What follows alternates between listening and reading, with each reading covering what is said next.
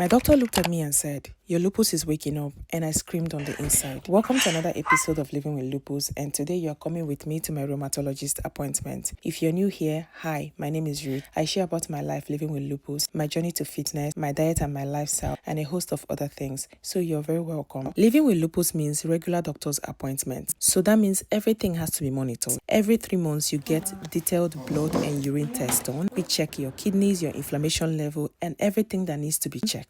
Which, by the way, every time I go for a blood test, I end up feeling like a lab rat because they have to puncture me more than 3 times because they can't find the right vein. Anyway, back to the story. Lupus tends to attack the kidneys, so this is a very important safety measure. I hadn't seen my rheumatologist here in over 5 months because I was dealing with severe anemia, which meant I was working with hematologists instead. That's a different video for another day because that has gotten a little better. At this appointment, my doctor said, "Your lupus is waking up. We are increasing your medication dosage. I will see you again in 4 weeks, and if nothing changes, we are adding another medication, an injectable." I screamed on the inside because I hate injectables, but honestly, I wasn't completely surprised by this news. My body had been reacting differently, and certain pains were returning. My workouts were hitting differently. My flares felt so different. Something had shifted. In the past, news like this would have made me an emotional mess, but something had clearly shifted in me. I simply made a decision to focus on what I can control, which entails taking my medication as prescribed and being a little bit more intentional with my diet. And my diet, by the way, is already mostly whole foods and minimally processed foods. So the focus here is clearly not elimination, but rather on what I can add more of, and everything that I did, I'll be sharing in my next few videos, so do come back for more.